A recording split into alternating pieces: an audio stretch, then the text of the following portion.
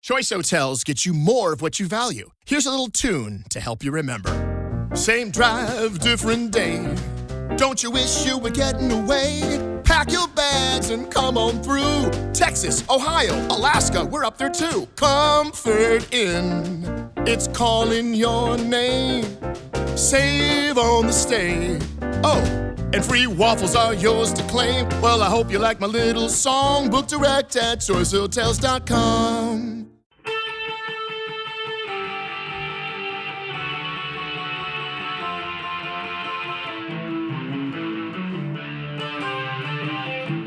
This is the Daily Blast from the New Republic, produced and presented by the DSR Network. I'm your host, Greg Sargent.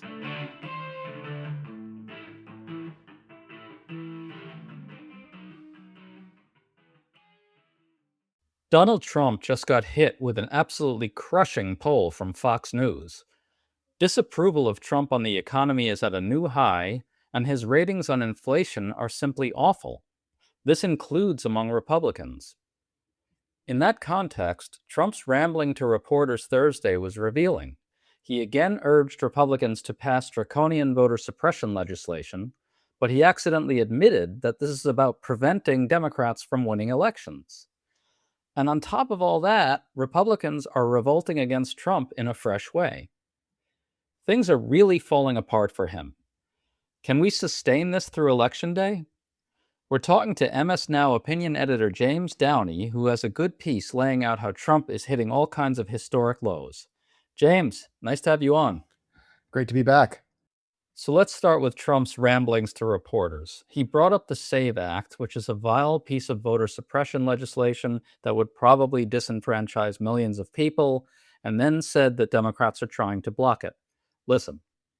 The Democrats don't want to pass. Now, I'll tell you what, the Democrat voters do want to pass, 87%. But the Democrat politicians don't want to pass. And the reason is they'd never be elected again. Because with their policy of open borders, transgender for everyone, I call it transgender mutilization of your children for everybody, men playing in women's sports, all of the stuff that they do, high taxes, they want a tax hike. Okay, it's complete nonsense that Democratic voters want to pass the SAVE Act, but note how Trump openly says there that passing it would mean Democrats never win another election. He actually says straight out that his voter suppression bill would lead to one-party rule in the GOP's favor, and that this would be good. Your reaction to that, James? Well, the clip practically speaks for itself. I think from the beginning of Trump's presidency, but particularly in the last couple of months, we've seen from the so-called weaponization fund to the arch, to all sorts of efforts of self-enrichment. This is a man who more than ever wants to avoid accountability. And the only way to do that is to stay in power forever. And the fact that he is pushing this sort of SAVE Act versus, say, a bill to help on the economy or to bring down gas prices by ending the war with Iran shows that he isn't really interested in winning the voters over in any sort of regular, normal way. He'd rather cheat and he'd rather rig the election. Everything is about his monuments to himself and about preventing accountability for those things. Basically, that's where we are. I mean, literally everything Trump talks about pretty much all the time is the arch, the ballroom. Now he's got this new $1.8 billion slush fund that he's going to use to reward allies, and that's got to be sort of lumped in with voter suppression as yet another way to try and corruptly rig the system, right? Absolutely. I think that the slush fund, can be seen as, and my colleague Zishan Aleem at MS Now has written about this, can be seen as basically not only rewarding past insurrection attempts, but a promise to people who are considering insurrection attempts in the future that, hey, this is a way you can get money. Like, this is a way you can make money, that there will be something there for you on the other side of it. Well, totally. So this week's Fox News poll is really something else. Trump's approval among registered voters on the economy is 29%, 71% disapprove. These numbers have risen substantially in recent months. James, this is looking like something pretty close to total collapse on the economy, wouldn't you say? Absolutely. I think, and not just on the economy, although that is the big reason, that's the most outstanding number, but total collapse in general. But you see a big movement, particularly as you said, on the economy in the last 2 to 3 months, as gas prices have spiked because of the Iran war, and it's brought down his opinion polls in general. We're seeing more and more movement towards sort of that mid to mid 30s or even low 30s that is traditionally the floor for any president, and that it takes a lot of effort to sort of to reach those numbers. A lot of a lot of almost deliberate incompetence. I just want to read a couple more numbers here. On foreign policy, he's at 38% to 62%. On inflation, he's at 24% to 76%. 76%, that's more than 3/4 of the country disapproving of his handling of the single most important issue to voters right now. He's even crept underwater on border security as well, which was literally the one thing where he was staying above water. He's now underwater on that as well. And this is in a Fox News poll. I was struck by the write up of the poll. They always generally try to come up with some way to soft pedal the findings. They say, well, there's this good finding for Trump. This was a harsh write up by Fox News where they were pretty blunt that he's in real trouble. Yeah, I think even Fox News, there's no way you can spin these numbers. And it's not just Fox News. Obviously, you have the New York Times Siena poll that came out recently, -22, similar number for Trump. The polling averages are looking similar. Nate Silver -20 has him at a average of -21. The New York Times polling average, similar number. G. Elliott Morris's number, who I believe you've had as a guest on your show in the past, -24 and 60% disapproval on average, which is just a remarkable number. And then just today, we had the American Research Group poll, was the first that I've seen that put Trump at 31% approval. 31%. And yes, that's just one poll, but even one poll at that number is a remarkably low reading for any president. We are getting close to George W. Bush post-Katrina Iraq numbers here. I want to bring up still more numbers in the Fox poll because they go a little more directly to what's happening to MAGA. Trump's approval has dropped to new lows among Republicans who don't identify as MAGA, 54%. Among white voters, it's dropped to 43%. And among rural voters, it's dropped to 43%. Those are his approval numbers among those constituencies. And among independents, his approval is 24%. This is fewer than 1 in 4 in the country. To be barely above water among Republican voters who are non-MAGA and substantially underwater with whites and rural voters, that cuts deep into the coalition that elected Trump. That coalition is gone. It's fallen apart. James, the whole story we've been told about Trump for years has been that he has this rock solid floor because his base will never leave him. But now big swaths of it are leaving him. What do you make of that? I think that the economy matters a lot. On the one hand, one story I like to tell is that historically Herbert Hoover still got 35% of the vote in 1932 after 4 years of the Great Depression, but that was still a huge loss from his numbers in 1928. And the economy matters a lot to a lot of people, and the people sometimes who say that like they're now disapproving, maybe they're not going to show up at the voting place and vote for the opposite party, but they might just not show up at all. So it can turn up in a number of different ways. And then I think also more generally, Trump kind of set himself up for this. He promised prices would come down on day one. He promised no more forever wars. He promised that basically to a lot of voters that their lives would be sunshine and rainbows the moment he was back in office. And not only has it not happened, but he has been very publicly working against improving their lives and prioritizing things like the slush fund and like his arch and his ballroom. To stay up to date on all the news that you need to know, there's no better place than right here on the DSR network. And there's no better way to enjoy the DSR network than by becoming a member. Members enjoy an ad-free listening experience, access to our Discord community, exclusive content, early episode access, and more.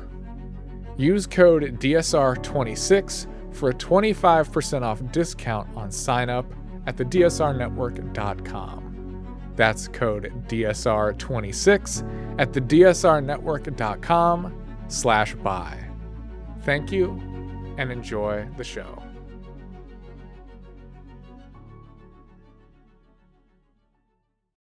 Starting a business can seem like a daunting task, unless you have a partner like Shopify.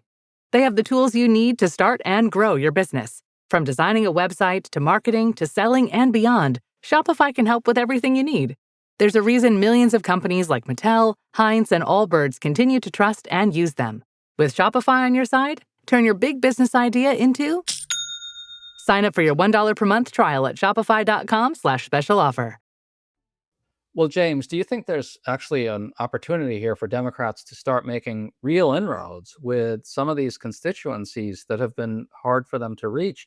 Here we're seeing just the guts of the Trump coalition leave him. We're talking about white voters, non-college whites, rural voters, even rural whites.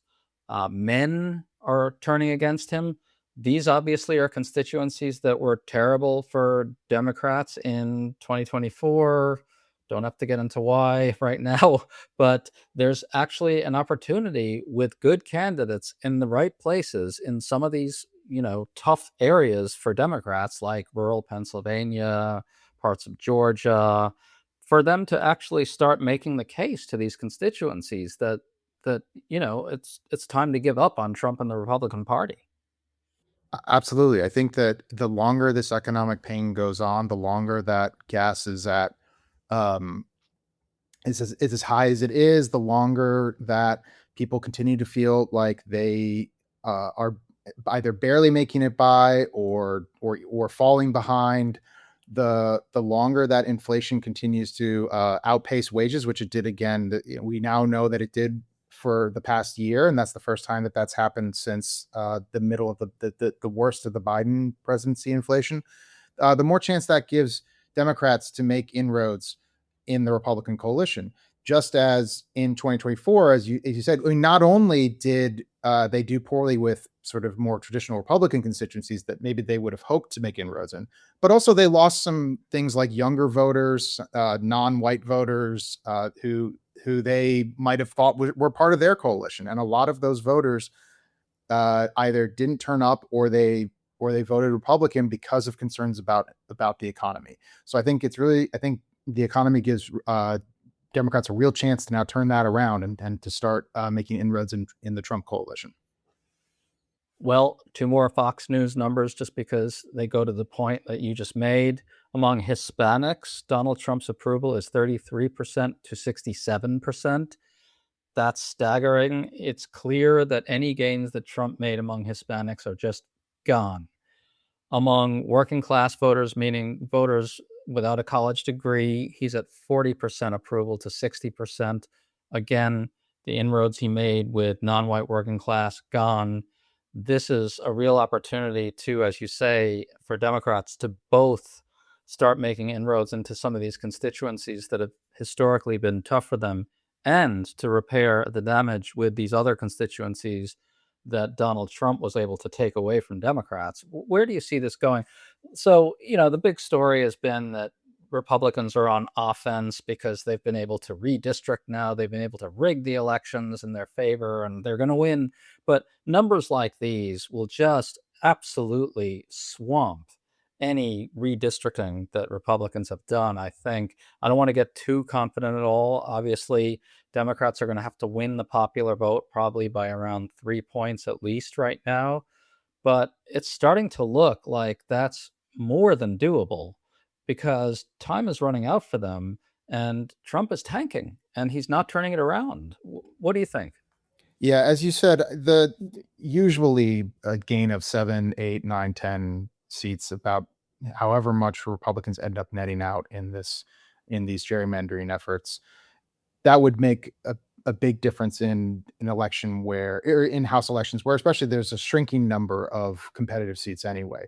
But the numbers that we're seeing, the generic congressional ballot the averages continue to widen. I believe that the Times had around +10. That would be well above what, as you said, well above what Democrats would need to flip the House. And of course, the Senate is not something you can gerrymander. So the Senate may be biased towards rural voters, but you can't gerrymander it.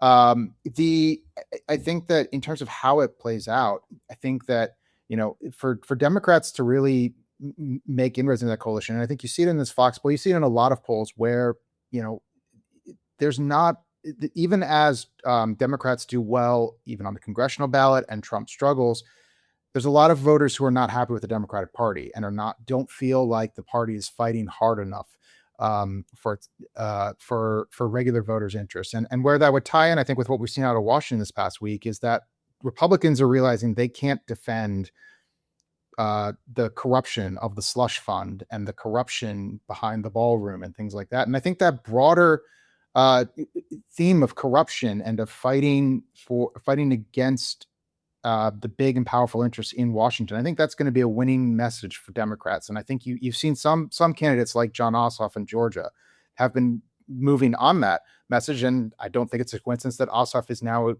taken what many saw as might have been a toss-up race in the Georgia Senate contest. And now most people feel that Ossoff is pretty well on to keep it. Which is really striking because Donald Trump won Georgia in 2024. Biden had won it in 2020, but it sure looked like that was a temporary blip.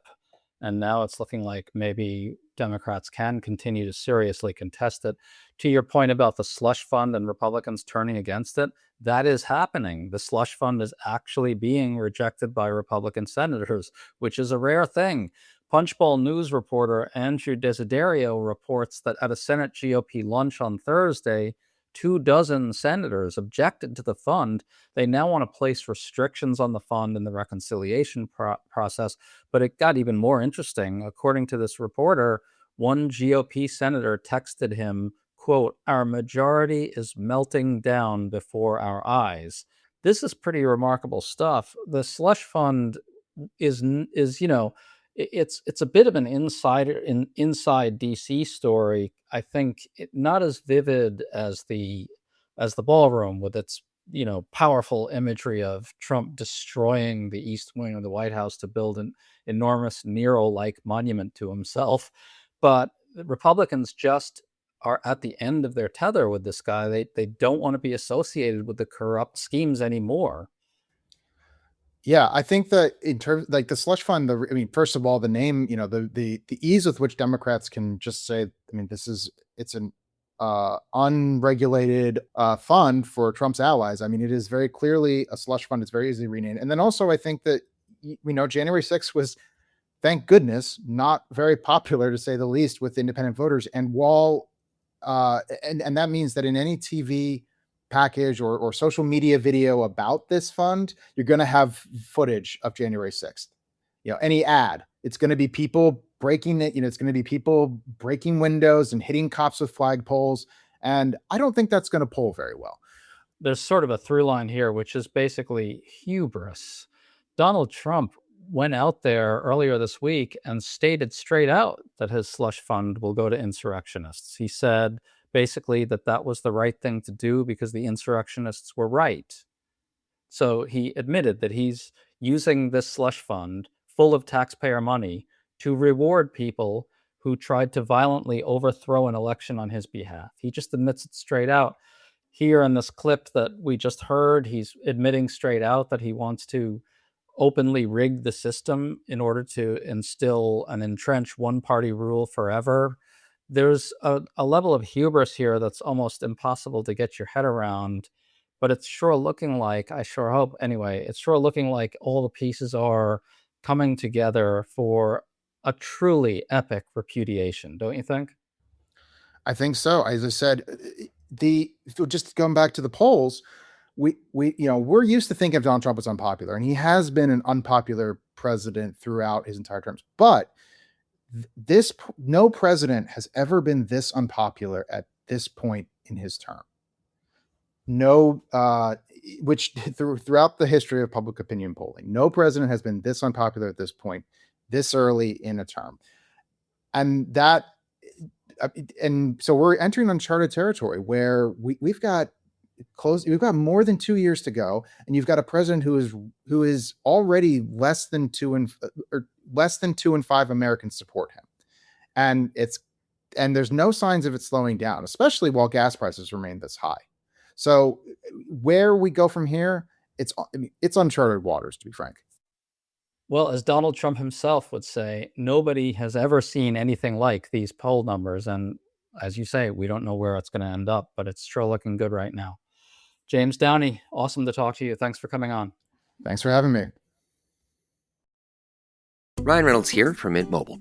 I don't know if you knew this, but anyone can get the same premium wireless for $15 a month plan that I've been enjoying. It's not just for celebrities. So do like I did and have one of your assistants switch you to Mint Mobile today. I'm told it's super easy to do at mintmobile.com/switch. Upfront payment of $45 for 3-month plan, equivalent to $15 per month required. Intro rate first 3 months only, then full price plan options available. Taxes and fees extra. See full terms at mintmobile.com.